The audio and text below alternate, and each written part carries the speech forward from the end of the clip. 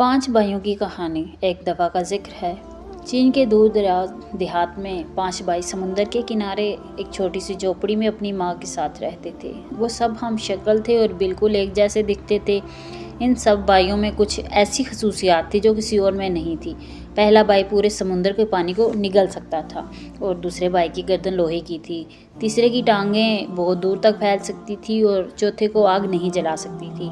और पांचवा भाई अपनी सांस बहुत देर तक रोक कर रख सकता था। हर सुबह भाई समुंदर जो पहला भाई था वो हर रोज़ समुंदर में मछलियाँ पकड़ने जाता और शाम तक जितनी मछलियाँ पकड़ता इनको बाज़ार में जाकर अच्छी कीमत पर बेच देता।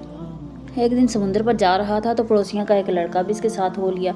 इसने बहुत मना किया लेकिन लड़का पास नहीं आया।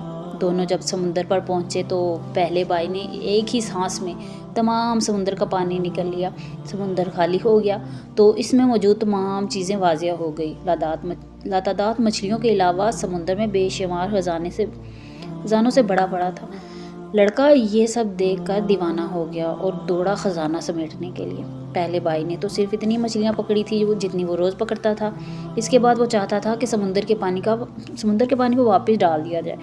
इस लड़के ने इसको आवाज़ दी लेकिन लड़का कभी एक चीज़ उठाता कभी दूसरी जानिब लपकता। इसे कुछ सुनाई नहीं दे रहा था। इधर पहला भाई अपने मुंह में इतना ज़्यादा पानी उठाए थक गया था। बस बहुत हो गया लड़के, वापस आ जाओ। इस लड़के ने फिर लड़के को आवाज़ दी लेकिन इसने नहीं सुना। इंतज़ार करके पहले भाई का बुरा हाल हो चुका था।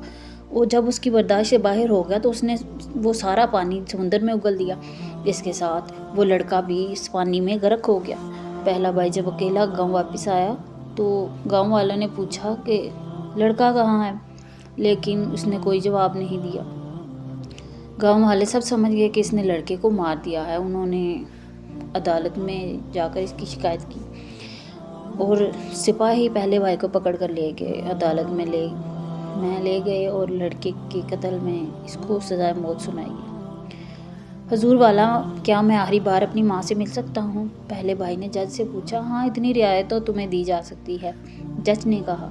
पहले भाई खुशी से अपने घर गया और अपनी माँ से मिला लेकिन वो वापस नहीं आया, बल्कि इसकी जगह दूसरा भाई वापस आया जिसकी लोहे की गर्दन थी। चौक पर तमाम गांव के लोग इकट्ठे हो चुके थे। जल्लाद हाथ में तलवार लिए मुजरम की गर्दन उड़ाने के लिए तैयार खड़ा था। सिपाही मुजरम को पकड़ कर लाए और इसकी गर्दन शिकंजे पर रख दी। जल्लाद आगे बढ़ा और पूरी कुव्वत के साथ मुजरम की गर्दन पर तलवार दे मारी, लेकिन दूसरा भाई मुस्कुराते हुए उठ खड़ा हुआ। चूँकि इसकी गर्दन लोहे की थी इसलिए तलवार ने इस पर कुछ असर नहीं किया। ये देखकर गाँव का हर शख्स सख्त बरहम हुआ और इसको मारने के लिए कुछ और तरीका सोचने लगा।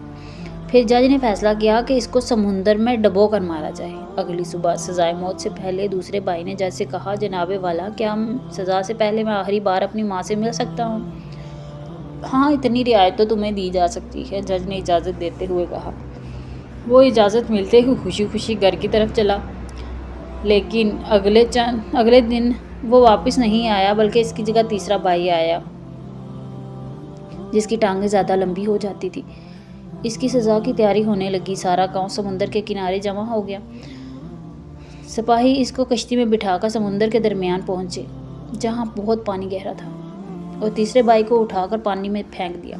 तीसरा भाई जब समुंदर में गिरा तो इसकी टांगें लंबी होने लगी, लंबी और बहुत ज़्यादा लंबी हो गई कि समुंदर की सतह से जा लगी और वो डूबने से बच गया। इसके का मुस्कुराता हुआ चेहरा देखकर सिपाही और तमाम गांव वाले आग बबूला हो गए। इस बार उन्होंने फैसला किया कि मुजरम को आग में जला दिया जाए। अगली सुबह फिर ऐसे ही हुआ कि हजूर वाला, क्या मैं आखिरी बार अपनी माँ से मिल सकता हूँ? हाँ, तुम्हें इतनी रियायत दी जा सकती है, जज ने ना चाहते हुए भी इजाज़त दे दी। वो खुशी से अपने घर गया और माँ से मिला, लेकिन वापस फिर चौथा भाई आया। गांव वाले चौक पर जमा हो गए और सिपाहियों ने आग का एक बहुत बड़ा लावा दुखाया जिसके शोले आसमान को छू रहे थे।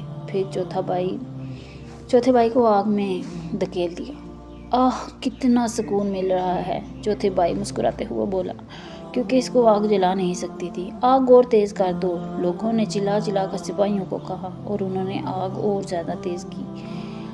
ओ, बड़ा मज़ा आ रहा है, चौथे भाई खुशी से बोला। गांव के लोग ये देखकर बहुत ज़्यादा परेशान हो गए। پھر انہوں نے فیصلہ کیا کہ اس کو بدبودار جگہ پر بند کر دیا جائے تاکہ اس کا دم گھٹنے سے مر جائے گا۔ اگلی صبح پھر اس نے کہا، حضور والا میں اپنی ماں سے مل سکتا ہوں؟ ہاں، اتنی رعایت تمہیں دی جا سکتی ہے۔ جج بھی اس بار غصے سے بولا۔ اجازت ملتے ہی چوتھا بھائی دوڑا اپنے گھر کی طرف، لیکن وہ اپنی ماں سے مل کر واپس نہیں آیا، بلکہ اس کی جگہ پانچواں بھائی آیا۔ سارا گاؤں چوک پر اکٹھا ہو چکا تھا۔ ایک بند کوٹھڑی میں بے شمار بدبودار اور زہریلی جڑی بوٹیاں اکٹھی کر کے جلائی گئی اور پانچویں بھائی کو اس کوٹھڑی میں پھینک دیا گیا۔ ساری رات تجسس میں گاؤں والوں کو کوٹھڑی کے باہر بیٹھے رہے۔ صبح کو جب سپاہیوں نے اس کی لاش نکالنے کے لیے دروازہ کھولا، پانچواں بھائی مسکراتے ہوئے باہر نکلا، کیونکہ وہ بہت دیر تک اپنی سانس روک سکتا تھا، اس لیے بدبو سے نہیں مرا۔ لوگ یہ دیکھ کر ہکے بکے رہ گئے۔ جج آگے بڑھا اور بولا، ہم نے تمہیں ہر ممکن طریقے سے مارنے کی کوشش کی، لیکن تم ہر بار بچ گئے۔ اس کا مطلب ہے کہ تم بے گناہ ہو، لہٰذا تمہیں اس جرم سے باعزت بری کیا جاتا ہے۔ اب تم آزاد ہو۔ تمام گاؤں والوں نے بھی جج کی اس بات میں اتفاق کیا اور اس کا پیچھا چھوڑ دیا۔ وہ خوشی خوشی اپنے گھر کی طرف دوڑا، جہاں اس کی ماں اور چاروں بھائی اس کا انتظار کر رہے تھے۔ ان کی باقی کی زندگی بہت خوشی سے گزری۔ اگر پڑھنے میں کوئی غلطی ہو تو معذرت، جزاک اللہ۔